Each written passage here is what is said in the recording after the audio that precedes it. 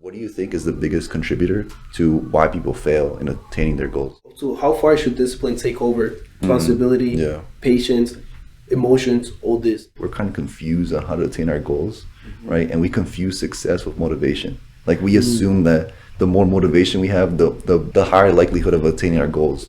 Welcome back, guys, to another episode of Glimpse into Infinity. Today's more or less episode will entail of success, what that entails, and we have a special guest with a unique story on how he obtained success. Adrian? So, hello everyone, my name is Adrian. I'm majoring in electrical and computer engineering technology. I'm a senior year. So, I will tell my quick story, like how I become to the US. So, first of all, I have a lot of opportunities when I was in Ecuador, but I never go into them. And then I had a second chance, and then they provide me to go to other country, and I always say yes, I can take the opportunities and apply it, and then that's why I'm here now. But it took a lot of steps to come in here. First of all, the language was the biggest setback? Barrier. Yeah. Yeah, and then the second one was to make friends in college. Where I didn't have enough communication with everyone. I didn't know how to work on it. I'd be trying to work by myself, try to figure out what to do it, what is going on in college. Because when I come into college, I just come into classes, take the classes, and go into home. And then when I was in the sophomore year, I met who was a member of SHEP, and he introduced me to the team. And then I was interested in some of the events they was doing, and then I will join to them. And then that's why I become more enrollment in organizations. That's why I founded the Engineer Without Borders too as well, where I'm part of that. Since that, I've been more active in the college, being more making friends, learning more, creating leaderships, developing my skills as a professional too as well. And basically that's my story about how I become from Ecuador to here, and then big success. What I'm here now. Yeah. I'm almost finished my career, and then doing all this stuff as well. Yeah, and I wanted to ask you about your story because you have to take a test in order to get here, right? Yes. Can you tell me a little bit more about the test? How difficult was the test? How much did you study for it? First of all, when I chose to study in the US, I decided to attend a college in US, right? And then I had to prepare myself to take the standardized test for foreign language. First of all, when I come in here, I applied to Broomfield College, and then to study English. And I studied for 6 months there. English, I passed all levels to get the 11 level. I passed all levels, and then I come into NJT to apply. The first exam was math exam, and the second exam was English exam. I took 2 exams, and then the first one was just the verbs, the words, something like that, and then the other exam was the make essays. So that one's a little hard. I didn't have enough vocabulary to do the essays. I feel I kind of going down the exam, but I had the second try, so I did my best to study and then do the exam, and then Okay. Damn, so in 6 months you were able to basically learn the language. Yeah. That's incredible, man. That is incredible, Yeah. honestly. That was just 6 months. First of all, when I applied to a job, and they were saying you are bilingual, and I was I just speak a little bit of English. I just came from another country, and then first of all, from that I have a lot of how do you say English, the English speaker.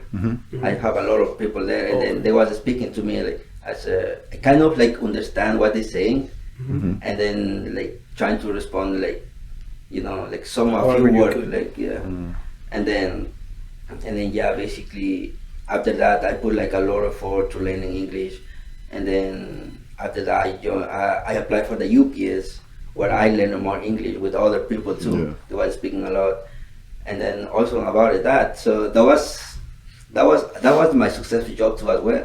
So I was like 6 months working at UPS, and then speaking with other people. I was like getting like in touch with the managers too as well. And they say, I saw your potential, like how you work, how you like the job. So, and the summer we're gonna have promotion for the supervisor. So I think you're gonna qualify for that. So I say, yeah, sure. Let me know. So I will be there. So and then summer arrived, and then he said, we have an open position for supervisor. You wanna be there? I said, yeah, sure. I will take it. And then You became a supervisor. Oh, yeah. yeah, just like that. that's why I Insane. become a supervisor. I've been a supervisor for 2 years That's good. at UPS. Yeah, Insane, man. I've never been a manager. I worked here for like Yeah. one place for like 4 years. exactly. Yeah, that was like Yeah. one of the for my language too. Yeah. And I want to touch more a little bit on the test you took. Since Right. you did take it twice, did you experience any doubts when you didn't qualify for the first time? Yeah, I did experience that. So in the first one, I was like, I started hard, and the previous college, in the Brookfield College, I took hard like for 6 months, and then when I did, I said I didn't like trying to put too much effort on learning. So that I think that's why I failed on the exam. So that's what I thought like on my mind. There is room to improve it. There is room to learn more, and then we have a second try. So let's do better in the second one. So I start learning. I start to study, and every single day is listening music, watching videos, and then that's why like in the second one I got like a good score and get qualified for getting the college. Nice, man. That is Yeah. nice. Yeah. And then has it ever crossed your mind like you went through all this and obviously it was hard, especially with the language. Right. Like forcing yourself to speak and forcing yourself to all this. And then also I also noticed that even like if someone speaks to you in Spanish, like sometimes I speak to you in Spanish, Yeah. you answer in English. So it's more like of your mentality Yeah. that you like don't want that other language. You wanna force Yeah. yourself in that English. Yeah, exactly. So I had the experience too. So after the Brookfield College I finished, so my dad said you have to still go to college until you go back to school, like to get like the semester, the AGT. And then I said I will put an Essex. So my dad, I was saying, yeah, sure, I will go to Essex. And I arrived at Essex. I found a lot of Hispanic people there, Portuguese, and I tried to speak English with them. And then some of them was taking ESL classes too as well. They started speaking Spanish. So I said my dad, I was like 2 months in there, and I said my dad, I don't go anymore. So everyone is speaking Spanish there. Yeah. I'm trying to speak English to learn more about, like to be ready to go to college. And then I stopped going there, and I started working with my dad like for 2 months. Yeah, So for the best. yeah, and then yeah, that's why I like kind of learn more a bit. Like Yeah. I have to like improve my English on the accents, because my accent is like the worst I think now. But I'm trying to work on it now. Yeah. Yeah. I mean, and even so, like, I mean, you're still like understandable. Like, Yeah. you speak it fine. You can speak whatever you can, Exactly. and people Yeah. will get what you're saying. Yeah, exactly. Yeah. So it's like over time that would just come, and it's harder for you because you came already grown. You Exactly. came with the language already like embedded in you. Exactly. Over time. Yeah, and the final question I want to ask you regarding your story was, what was the biggest reason for you to persevere? Because a lot of people would give up after they failed the first test. You know what I mean? Right. Yeah. Like, what pushed you to not only succeed in passing the test, Right. but keep going and not stopping there? Right. Right. Yeah. The one thing was like the opportunities the U.S. have here. Like, you know, no one has this opportunity to come in this country. Yeah. Get a lot of opportunities that they don't have in the other country. For example, I'm from Ecuador. Like, there is a small country, but they don't have too much opportunities. The economy is down in my country. So in here you have a lot of opportunities. You can work on the opportunities and then give a support for your family down there. Yeah. So that's why like I preserve my goals, my aptitudes, trying to like develop all my skills and trying to get those opportunities done, Yeah. and then give a support to them in Ecuador. that's why I started working on EWB and the project they do in Ecuador. Yeah. So yeah, I was so interested in it, and we don't go in the project too as well. That's great, man. And I noticed how at the beginning you mentioned how there were a lot of opportunities presented to you back in Ecuador, Right. but you just didn't take them. So then, what was it that made that flip happen? And when made you decide, oh, I'm gonna take this opportunity and take advantage of this one? Right. So I had the opportunity in Ecuador, basically to go in college. So I have a scholarship to go in the best university in Ecuador, but so I realized like I had some advisors like they were saying you have these opportunities when you finish your career.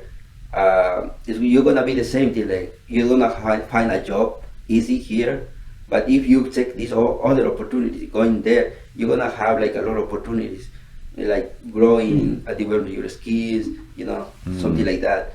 And then I was like, yeah, sure, I will take the opportunities. It's the other country, it's United States, the biggest country. They give a lot of opportunity for every student. Exactly. So yeah, that's why I chose that one. So you think it was more of like, oh, all these other opportunities, they were opportunities, but they were not as big. Like this is like the biggest, big opportunity. Yeah, Because exactly. also a lot of people do that. It's like they see opportunities every day around themselves. For example, like there's like they do the college career first. Yeah. Everyone knows like a There's a job career is first. essential. Yeah. Yeah. Everyone knows that they can get a job with this career first. However, they don't go. But then if you tell them if they want a job, they say yes. So I guess you can say the same thing. It's like they have opportunities every day in front of them, but they're too. They think they're too small. Yeah. And they're waiting for this big one to happen. Yeah. It's kind of like how scholarships work. Yeah. Like with the amount, it's like $500. I'm not gonna apply for that. Let me get the 5,000 one, Exactly. and they only apply to that one So the $5,000 instead of applying to multiple. Yeah. Right. So Yeah. bouncing from that, let's talk about so now that we have context of your story and how you came here and the way you overcame, I want to touch up on the subject of other people and how we can kind of guide our audience to succeed in their lives. So what do you think is the biggest contributor to why people fail in attaining their goals? Exactly. So I want to ask both of you guys that. Alright, so I'll start.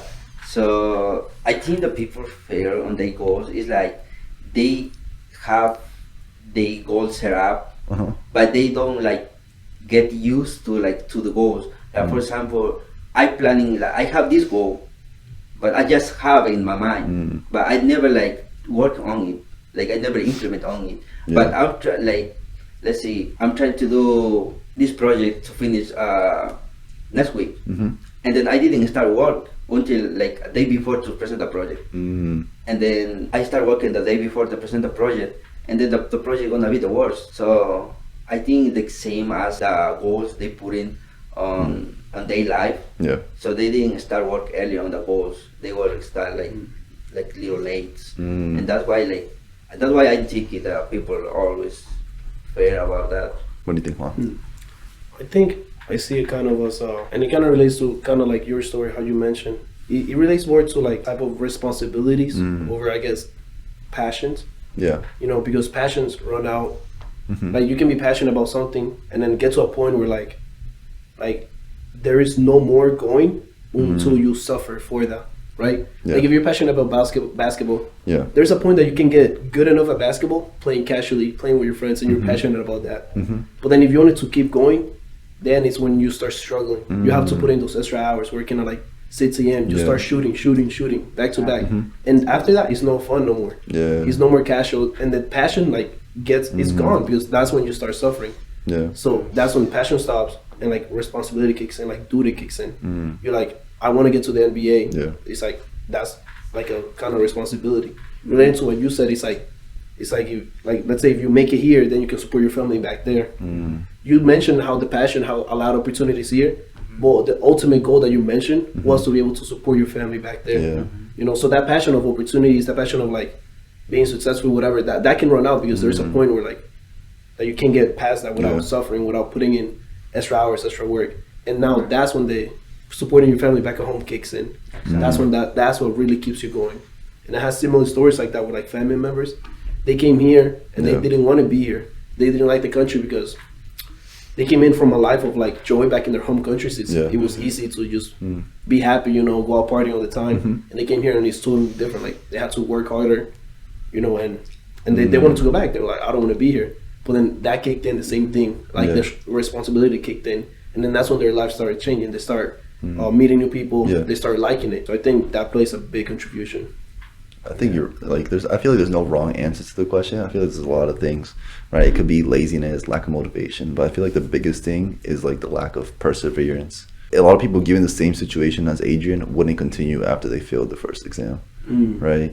And I think there's no, like, you can say there's no such thing as failure. It's all a matter of perspective, and it's true. But in terms of like other people, I think perseverance, it goes a long way.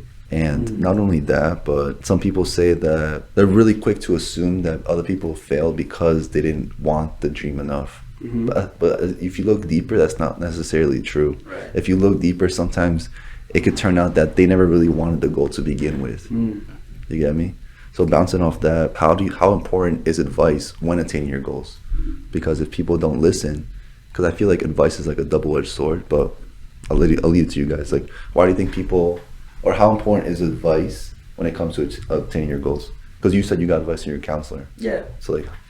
So when someone advises you, so you take like this, I think he advised you because he already have this experience in the past. Yeah. So from this experience, he learned it and he advised to you like to do this, but instead to do that. So I think like when someone advises you, take this advisement because he already experienced that thing. Yeah. The way I like to like kind of give advice, or like the way I see advice, I started noticing that earlier, like by watching interviews and stuff. Is that they always ask, what advice would you give your younger self, or what advice would you give someone else? And like a lot of like old people say, oh, explore the world more. And I'm pretty sure we all heard that before. We all done that, but how many of us have actually done it?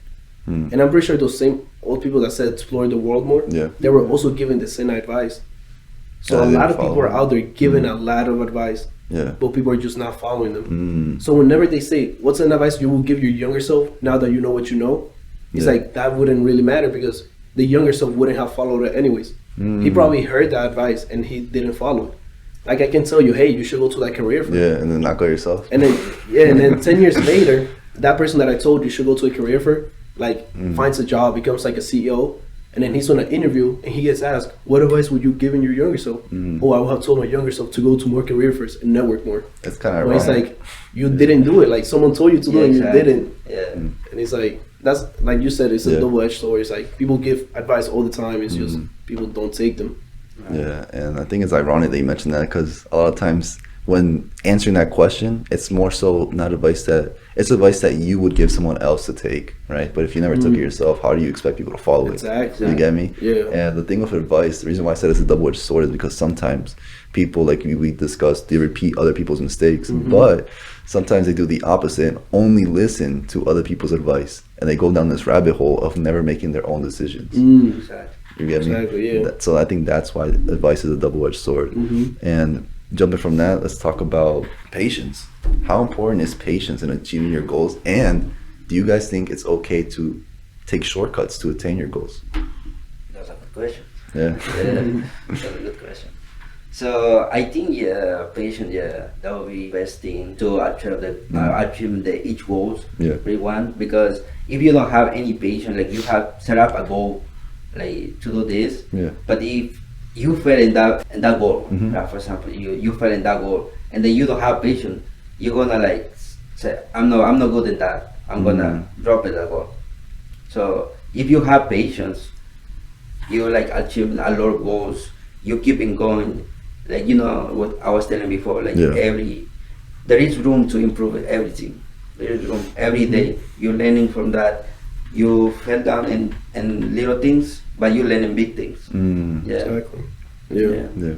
And I guess with the patience, the way I look at it is like, you need to have patience, but the type of patience that's like not wanting things like to happen right away. The type of patience that you're making progress little by little, and you won't see the changes automatically.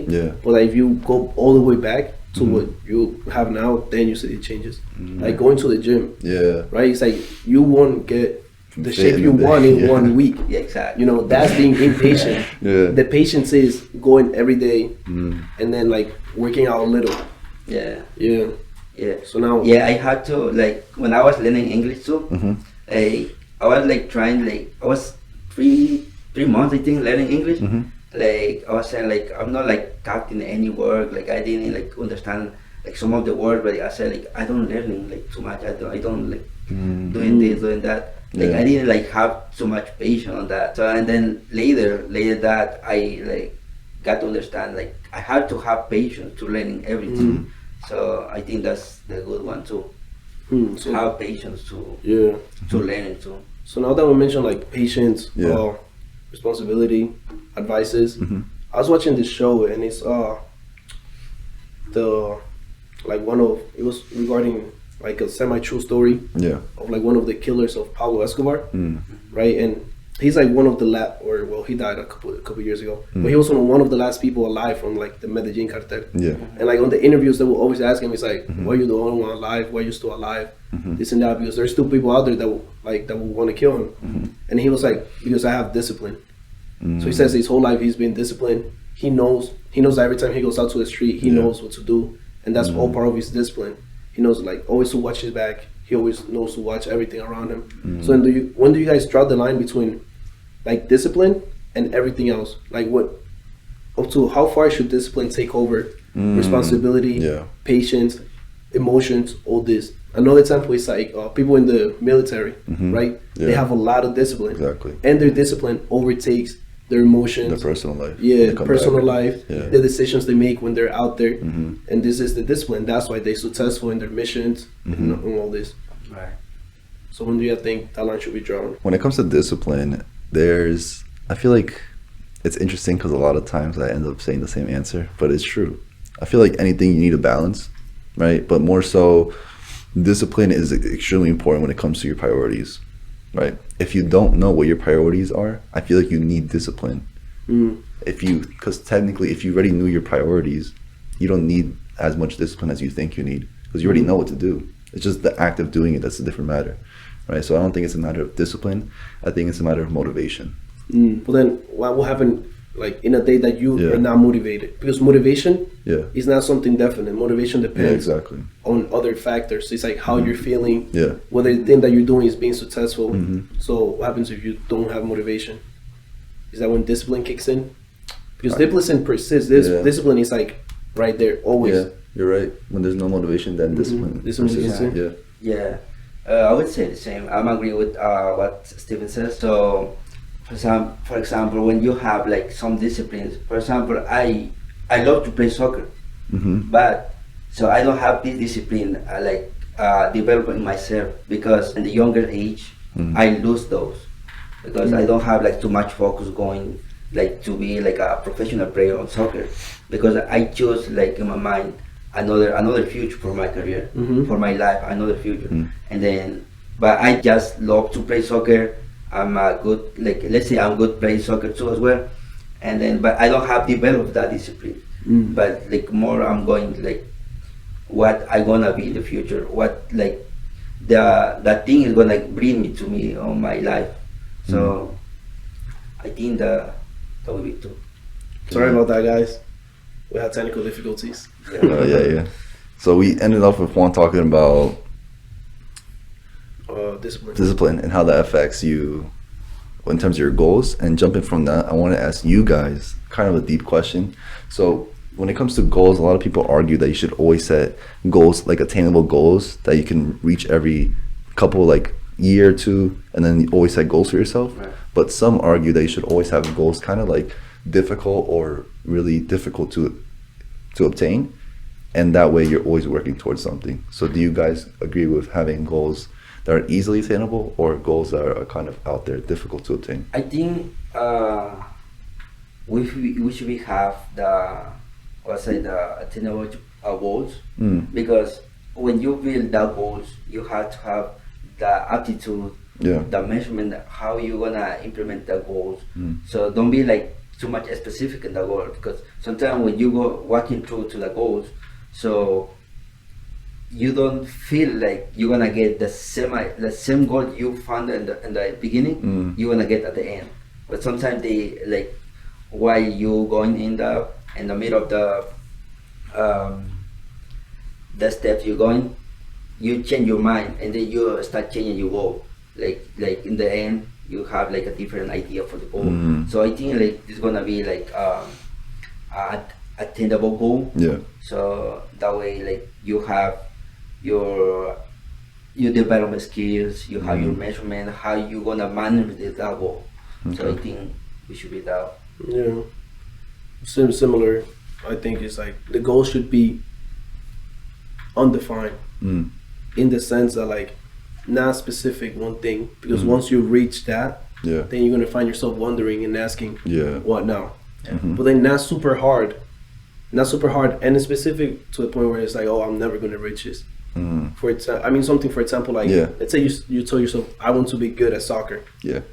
Good at soccer, there's tons of definitions for that. You can just be good at that you kick the ball, make it in. Right. And for you, that's good enough. But if that's what if you say I'm good enough, that's it. I'm happy with this. Then you stop there. Yeah. But let's say someone else, they reach that level and they still consider themselves not good at soccer. They keep reaching more levels. They keep reaching more levels. Exactly. They still don't consider themselves good at soccer for their own personal definition. They're still not good at soccer. Yeah. So then they keep going. And then this is where these other things kick in, the responsibility, waking up, practicing, because they themselves haven't reached that goal to themselves. And then they make it to like the big soccer games out there. And then I guess that's when they can finally say, okay, I'm good at soccer. Or that's when they can still keep going. Yeah. And technically they will never reach this goal, but they will still find the satisfaction in the things that they have achieved along the way.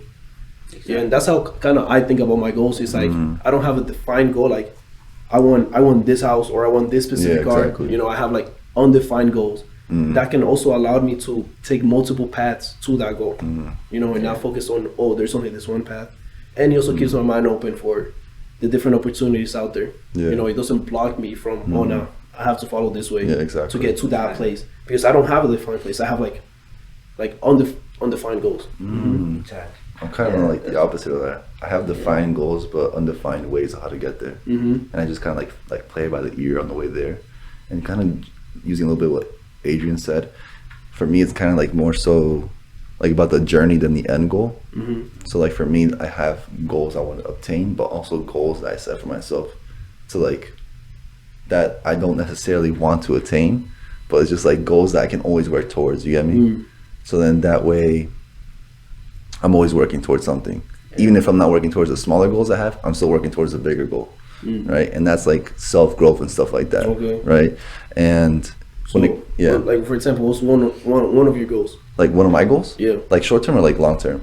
I guess long term. Long term would be to have a family. Have a family. Yeah. Okay. Like that's one of them. So then, but you say, so you consider that defined or undefined goal? I say undefined and how to get there, but it's a defined goal.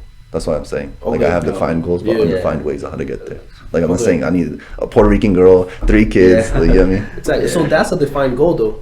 Yeah, that's what I'm saying. I have Yeah. defined goals, but not undefined ways to get there. No. So that, like choosing the type of woman you want, how many kids, that's a defined goal. But I'm saying I'm not choosing the type of woman I want and the kids. Yeah. So for me, that Yeah. would be an undefined goal. Oh, okay. Because you're saying I want a family. Yeah. But a family for you can be, you can get a dog. Yeah. And then consider that your family, and that's it. That's true. So for me, because there can be multiple definitions of what anyone can consider family. That's true. So that's why I consider that undefined. Oh, okay. I So see yeah, what you we mean. were speaking on the Yeah, same yeah. thing. Oh, I know okay. this, and I'm like, yeah, like you can have a family for you can be like a bunch of plants that you have in your living room. Not the you know? plants. Yeah, exactly. Yeah. So it's undefined because multiple definitions can be applied to that. Like the same thing I said, good at soccer. There's different levels that you can consider yourself good at. You know, Yeah. because those should be personal. Exactly. Yeah, like me, I have a goal, like the long-term goal. I have to buy a house in here. So, but I don't know, like probably like later, like 2 years, 3 years, I changed my mind and then ended up like buying a house in Ecuador. So that way, like it's undefined goal that I have it, but yeah. So, yeah, I guess you're right. It's for me, I would say it's defined but not specific. It's defined in the name, like I want a family. Yeah. That's defined, But it's not specific. undefined because Yeah, along the way, Yeah. Like the definition of family can mean different things. Exactly. You can have different ways of having a family. Like you can be just a single dad. Uh-huh. You know. Yeah. So what about when it comes to, so now we talked about goals and what we define as short-term or long-term. I want to talk about why some people are the opposite of what we just mentioned and are strict on what they should follow. They have to follow this path in their life. They need a house by 25. They need kids by 28. They need this by 30, right? Why do you think people do that, and is that healthy?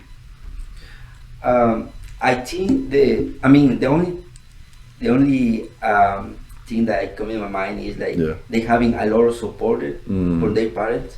For example, I came from the poor family, right? Yeah. So I didn't have enough support like to planning my goal. For example, if like I have a lot of support of my parents, like they could me like in the younger age send me to the football soccer academic, right? Okay. So I will be like improving and like having like a lot of opportunities for soccer, right? So since like I was came from the vulnerable family, so I didn't have those opportunities. I always have like work for my family, give a support for family, and I didn't have those opportunities. But if like having like some of the people like have enough to support their child, so that would be the goals. Like the person have like a street goal to set up the future. Yeah. Having a lot of resources, having a lot of support, that like get the people to get like into the street goal. Yeah. I think some people lack like that thing that we said of undefined, and then therefore they wouldn't even know how to get to this undefined place, you know. And that's why they set themselves like this strict parameters. It's like, I want a husband, like 3 kids, 2 boys, 1 girl, or 2 kids, 1 girl, 1 boy, because there wouldn't be no other way of getting there. Like let's say they say, oh, I want a Mexican husband. Now, when they ask themselves, oh, what type of boy should I talk to? Mexican boys, because I want a Mexican husband. When I go out, where should I go? Mexican places, because there I'll find Mexican boys. And you know, they have these things to make these decisions for them.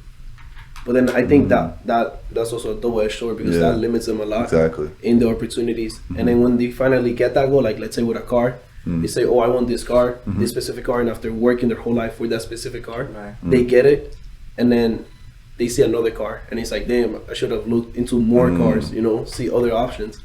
And that's something that can happen. Well, I can see why people do that. It's because they need these limits, they need these parameters. Like, I feel like it's stressful living like that. Imagine it's like, I'm 23, I need a car by next year. And going back to what you said, it's also a double-edged sword, because a lot of times people get that car and they feel empty. Like, I have the car, now what? Now what do I do? Buy a house. Like, I bought the car, but I'm paying rent. And that way you get to the point where people are motivated by money. Exactly. So it's like, do you guys think, like, if you were to give someone so give an advice to someone to like motivate it? I know we said about the advice thing, but like, how would you keep someone motivated per se? How would you make sure someone gets motivated? What would you tell them? And like, does it matter what purpose?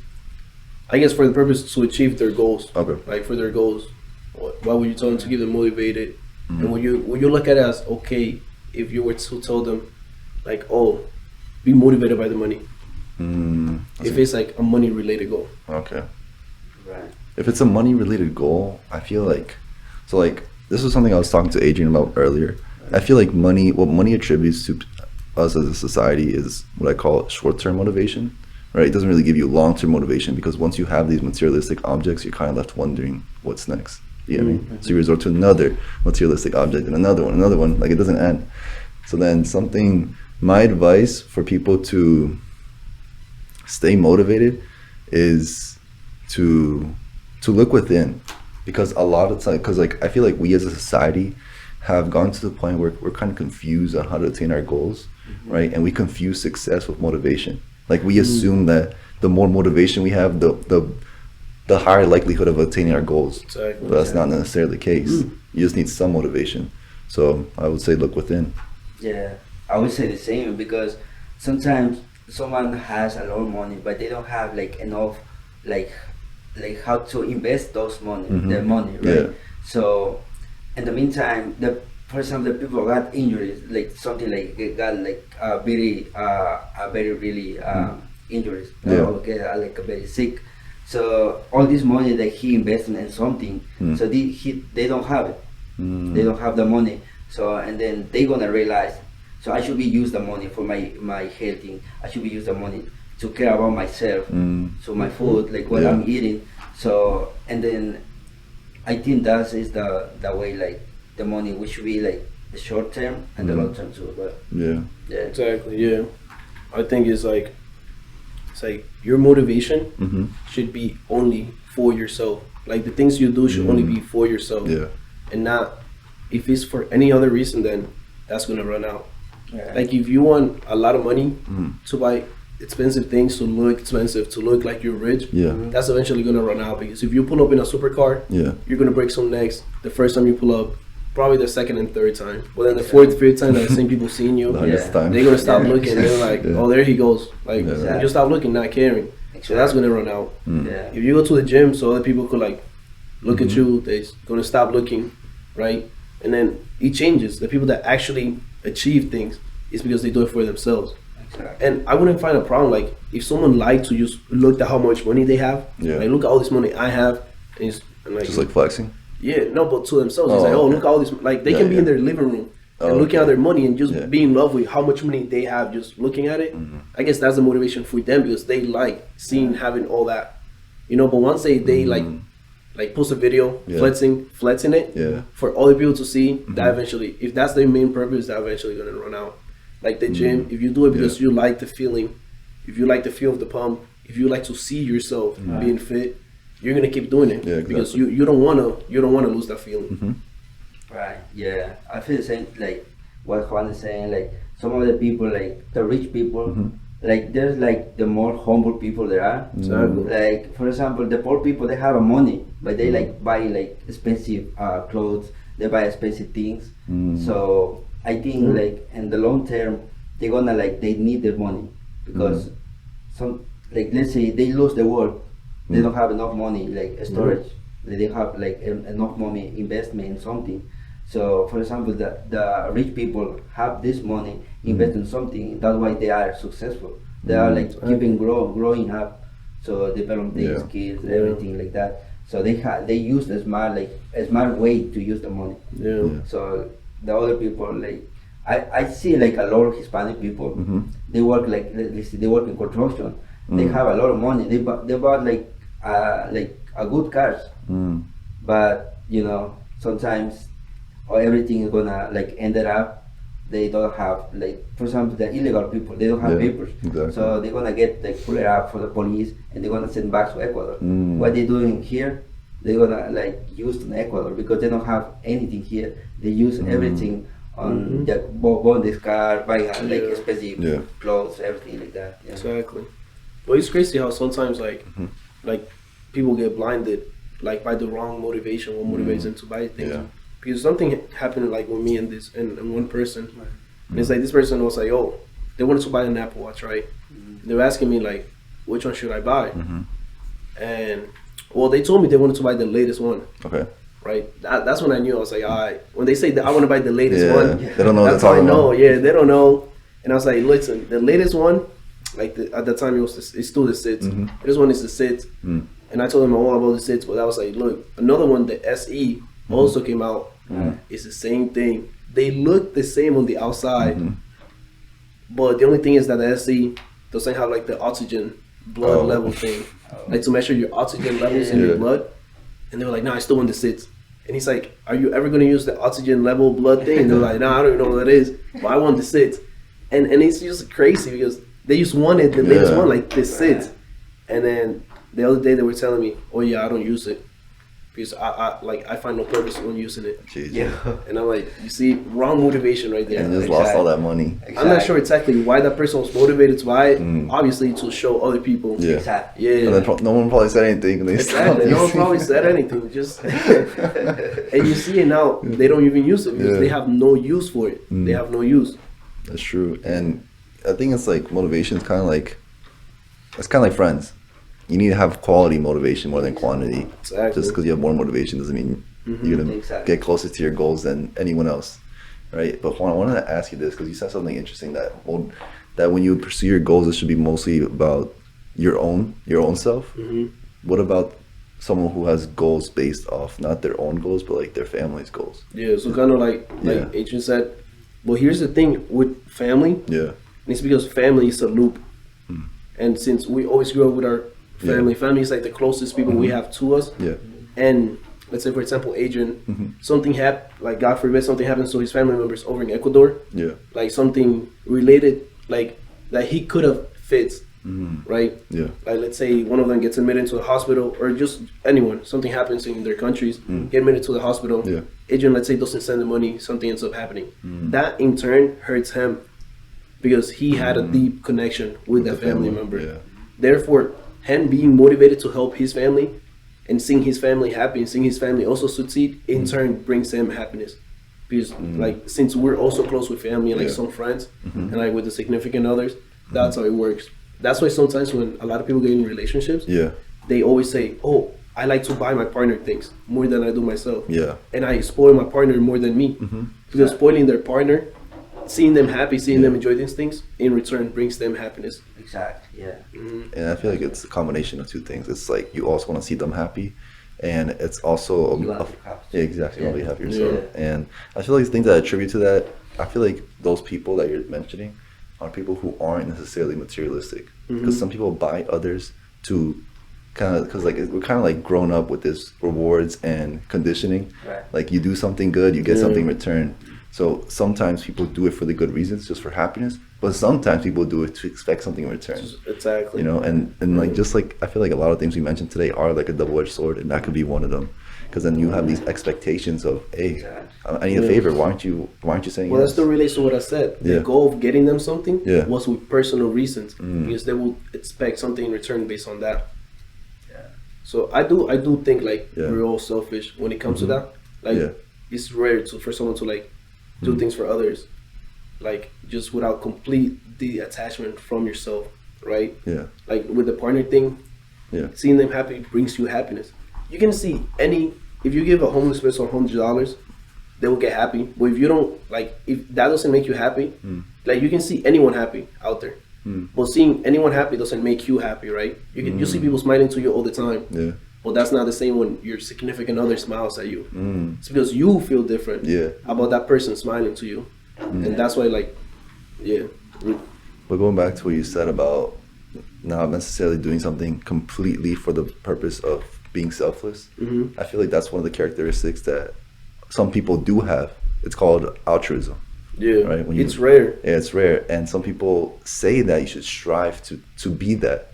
So that's kind of like going back to what we were talking about. That could be one of the long-term goals some people should strive for to get to that state. And it's vague enough that it can take your whole life to reach that state. But some people, it's like when getting to those states, whether it be altruism or happiness or whatever, you see online, like there's ways to get it, whether it be through a book or an audio book. There you see all this whole like industry of self-help. So I wanted to ask you guys, do you think self-help books or audiobooks or whatever, workbooks or whatever, are actually worth it? Do they actually succeed in making you feel motivated, make you achieve your goals, etc.? Like like you see books like, oh, how to attain your goals, how to get 90K a year. Like it doesn't have to necessarily be in financial reasons. It could be like mental or in the gym, how to lose weight in 90 days, stuff like that. Do you think those actually work, or is it a whole lot of BS? Yeah, for me, yeah, I think the books and the videos, like all that stuff, it works because when you read a book, you have like the idea, like how to implement it on what you want to be or what you want to do. That you have, like, for example, if you read a book about how to invest in this thing, and then you read it, you learn it, and you have the idea like how to do it in the future, right? If you're planning to do like some invest in the future, buy some houses and invest it, right? You have the ideas for that, and on the videos too as well. The videos is especially on YouTube when you watch the videos. There's a lot of things to learn on that. So, for example, you was mentioning like watching a video of to go into the gym, right? How to lose the weight, like and like in 1 week or 2 weeks. Mm-hmm. So if you like following the videos, do all the stuff that what they doing, so you're gonna get it the objective what you're planning to do in those 2 weeks. And then also if you like control like how you're eating, also there's a video like how to control it, the eating too as well. So, and also like my previous experience and learning English, I started watching the videos like how was I call it, that was English 101. Yeah. I followed like the from the beginning. I followed the step, and I started learning. And then when I get to a point, I said, I'm learning. I already learning that, so I need to more hard work to do it. Yeah. And then I start like searching another videos, another episodes to work on it. Yeah, I think like the books, videos actually work to thinking and then develop all the skills that we needed to succeed. Yeah. I think some people though do try to take kind of like shortcuts when it comes to like improving themselves and doing self-help. For example, like some people, like relating back, I guess, to the gym, because the gym is like something like everyone, it's about motivation, getting goals, all that. So like some people, it's like, they're like, oh, I'm gonna start the gym, but I'm gonna get a personal trainer. Like before they even start the gym, like their idea of going to the gym is getting a personal trainer, so that the personal trainer can give them a diet, can give them this, can give them that, right? And it's like, you know what's wrong. Yeah. You know why you have all these extra pounds. You know why you're not fit. Yeah. And you know how to prevent that, right? You, like, let's say you eat like, you're supposed to eat like 2,000 calories. Let's say you eat 3,000 because you have like big breakfast, right? You know you're having a big breakfast and you know that makes you fat. So it's like, instead of jumping straight to the personal trainer, how about you start cutting down the big breakfast, you know? Cutting down these things, like realizing yourself, all these things, you know, making changes within yourself first, doing all this stuff. And another thing, let's say, like another example, it would be with like the English. It's like, oh, I want to learn English, so I'm gonna get myself a personal tutor. It's like, you see that giant jump. And it's like, there's so many things in the way that can help you a lot more, that you can realize yourself. It's like, hey, I can start by changing the settings on my phone to English. I can start by doing this. I can start by doing that. And not jump from like here all the way to the tutor thing. Yeah. Now, for like people that are cases where like people really lack motivation, people that have extreme cases where they need like specified things, like someone with diabetes that needs like a specified diet, you know, information that is not general.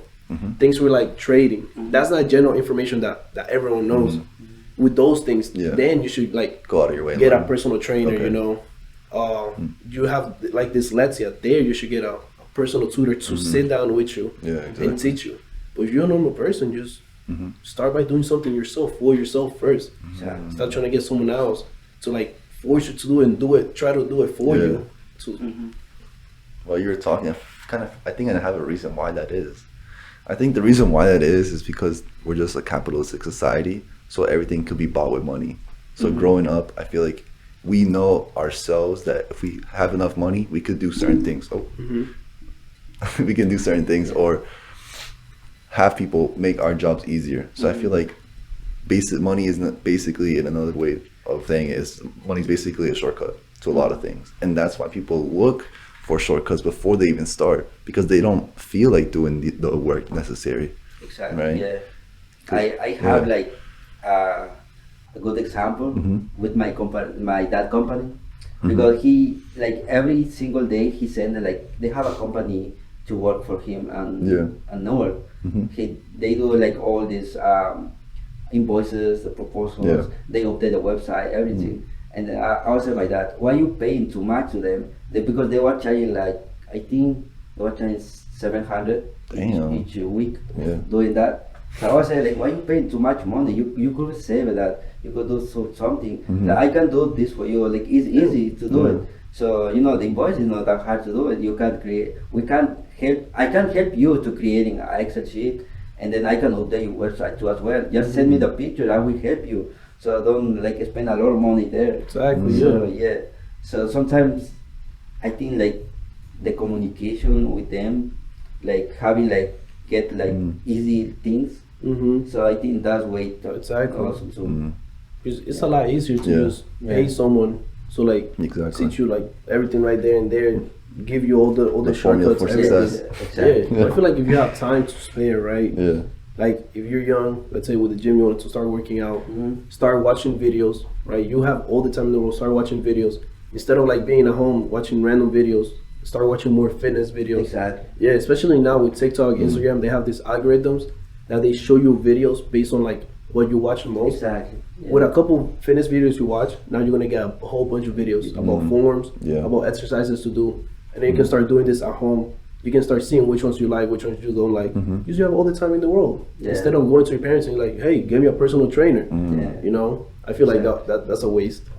I feel like you say that and we agree because we see the opportunities before us.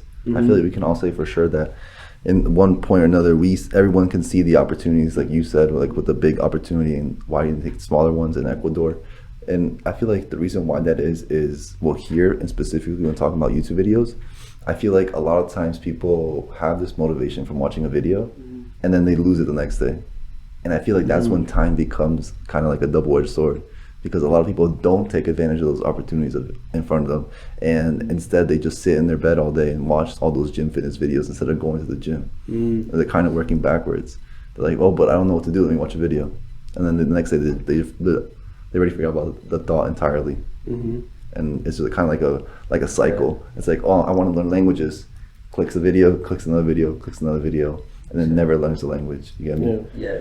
Well, I think that relates to like the motivation and like actually wanting to do that. Yeah. Because when you watch more and more videos, Yeah. you start noticing it's harder and harder and harder. It's like, You start seeing that the people that are doing this are like already fit, they're already proficient on the language. And then you start, like, let's say you try it, because everyone always tries it. Yeah. Like you look up a workout on YouTube, you Okay. try doing the work and you're like, damn, that was harder than I thought. Yeah. Yeah, so the more you learn about something, the more you realize how much you don't know and how much you can't really do it without putting in Yeah. the work. Exactly. Yeah, and that's why a lot of people Yeah, stop. yeah. When you do like some exercise, like even it's hard to do it. Like the training says, like do it 3 times. If for you it's gonna be hard to do it 3 times. Just do 1 time, and the second try you're gonna do 2 Yeah. times, and then you're going, keep going. So yeah. But it's like with those people, they would like to already learn a language without putting in the work. Exactly. They would like to already have the body and to already do this without putting in the work. Yeah, exactly. They would like to learn that skateboard trick without tripping over it 100 Yeah, times. hitting the ankles. Yeah. Hitting the ankles. Well, that's just it. I feel like all the time it's like what we said, people just look for shortcuts. And I feel like not even like excluding money out the way, I feel like naturally we just always look for shortcuts. I feel like as we continue to get more and more into society, we even look for shortcuts in the way we think, in the way we memorize things. We don't even remember, like I was telling Juan this another couple of days ago, like we don't remember what things are anymore. We just remember where to find them. You get me? So we're just taking shortcuts subconsciously as we live our lives. And now that we've touched upon pretty much everything, I wanted to ask you guys, what brings lasting motivation for you guys? Because we talk about short-term motivation, like financial, like monetary gain, but like what's some long-term motivations that you guys have, or what are some things that cause you to have long-term motivation, like the quality instead of the quantity that I was talking about earlier? All right. I would say my family is like long-term motivation because they gave me a lot of support when I was like living alone in my country, in Ecuador, and also they gave me a lot of support here too.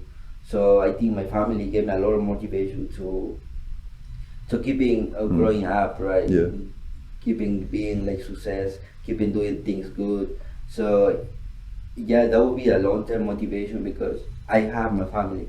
So if like didn't have my family, didn't have these opportunities, didn't have like why should we like stay in Ecuador, like doing things like small things, or you know? I think the family, that's one. That's a good answer. Yeah, for me, I feel like I have like this vision of myself, like let's say 10 years down the road. Yeah. Right, and that vision encompasses everything like family, like how I would like to be like economically, how I would like to be physically, how I would like to be in like my love life, all this stuff, and then working towards just me in that picture helps me, and that's what I said like the undefined goals. Yeah. Because I can be like with my family like broke with my family, we were just having like McDonald's for dinner, or I can be like really up there with my family, you know. I can have a really expensive car, or I can have a Dookie car, and I'll still be there. But you know, And I feel like that helps me a lot because I appreciate the things, right? Like my car right now, my car is a pretty average car, but I love my car. Like I have my music there, you know, I've been bumping to it. It's not a fast car, but it still goes down the highway, you know, I put the windows down, you know, I don't need like expensive car to enjoy those things. Exactly. And it's like, the motivation is like, I don't know, just looking towards the future as a whole, you know, and appreciating what I have now and looking forward to having more in the future. I feel like I was kind of forced at a young age to be ambitious because the job I worked at in high school involved a lot of older people, and they would always just tell me stories about things they regretted or didn't take action on or this or that. And really older people, some people who have kids that go here, you get me? And yeah, it made me look a lot inwards and figure out what I want to do. And you know, they say insight is always good, or they say hindsight is good, but foresight is always better. Exactly. Right. And so I feel like that taught me a lot of things of what not to do because when it turns out to what you want to do and what keeps you motivated, a lot of people don't even know where to start because they haven't really explored the world yet. And I feel like with their stories, it kind of helped me explore the world because it taught me what not to do. So what keeps me motivated is to not end up like them. So that's kind of like the opposite of like kind of like me. It's like I want to have a certain vision. You have a certain vision of what you don't want to end up like. But for me, I don't know. It's like I see things like opportunities that per se that kind of relate to my goals, and then I just take them. Like for example, like the summer program, I just saw that on like the college application, and I didn't know what it was, but he said it would help me, so I'm like, why not? And I just applied for it. And look, that opened a whole new world for me. Like the orgs I joined on campus, I'm like, oh, that sounds interesting. Why not? And that opened a whole the world for me. And here we are. And ultimately, like the things that you choose somehow end up working towards your end goals. I don't know if it's because like our goals shift over time, but I see it that way. Like everything I've done kind of like adds up to my end goals. I see that as well. I feel like subconsciously you already knew what the goal was. You just didn't know how to get there. Exactly. And at the end of the day, you get there somehow. You just get there. And that also like prevents you from doing things that hinders from the goal. Like if your goal is to like work at like Facebook, you know, like you can't really, or like work, like become an engineer, you know, you can't drop out. Exactly. So that motivates you to do good in classes because you can also get kicked out. It's kind of like a ripple effect. Exactly. Like throwing a stone. It's all this ripple. Same like my let's say my internship right now I'm doing. Like I start doing like something like wiring everything, putting the camera and install the cameras. But you know, like everything, like what I was doing there, to get motivated to learning more. And then now, like I'm just sit down with my boss and on the computer, just programming, and then management, like whatever the camera will have to show it, whatever the camera will have to like open it, like send it to the cloud to save it all this data. So I just learning like from my boss. And then now, like we are sit down at the table, not anymore like in the jobs wiring. You know, when you like the job, when you like what you want to do, what you want to be, you're learning, and then they got motivated to you to like keeping going up step by step, and then until you get the success. I feel like that's like a good thing to do, not only in the workplace but in your life, right? To always continue learning and applying that within yourself. You know what I mean? Even though some people don't necessarily like to learn within the classroom, that doesn't mean they can't learn on other like soft skills or things they can apply on themselves, whether it be in the careers or personally, right? Like you never know when a skill comes in handy at the end of the day. Exactly. Well, for example, like you at the work, what's your goal career-wise? My goal is like learning as much I can. So in that way, like if like I get hired for another company, so I have those like let's see those like that skill set, those skill sets, and then I can like go and forward for that job. Even though I can like finish my career here, I can put my own business and start doing the things like I know, and then keep improving though. The company gave me a lot of opportunities too because they are now I'm getting a training with Motorola.